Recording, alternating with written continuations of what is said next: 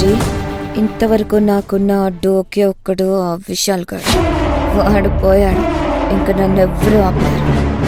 యమజా, విశాల్ స్పృహలోకి రావాలి, అప్పుడు చెప్తాను నీ సంగతి.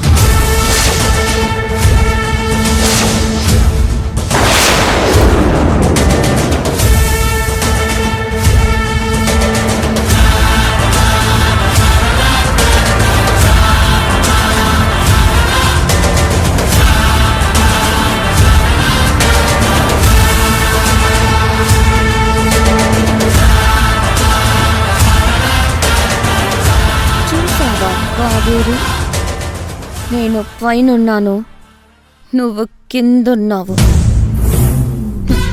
ఎప్పుడు నాదే పై చెయ్యి. లేదు యమజా, నువ్వు కిందకి దిగుతున్నావు, దిగజారిపోతున్నావు. నేను పైకి వెళ్తున్నాను. సర్లే కావేరి, నిన్ను మాటలతో గెలవడం ఎవ్వరి వల్ల కాదు. ఇంతకీ ఎక్కడికెళ్ళి వస్తున్నావు?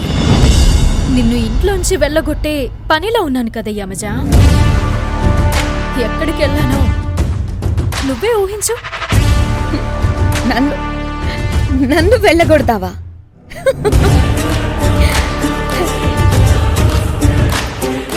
అది నీ వల్ల కాదు కావేరి.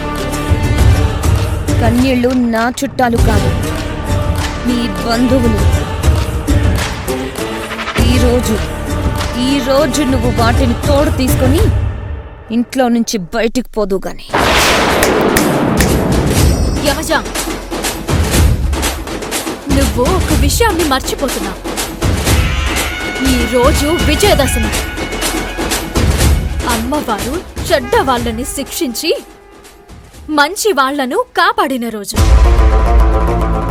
అమ్మవారి మెడలో ఉన్న పుర్రెల దండలో నీ పుర్రె కూడా చేరకుండా చూసుకో. అలాగా?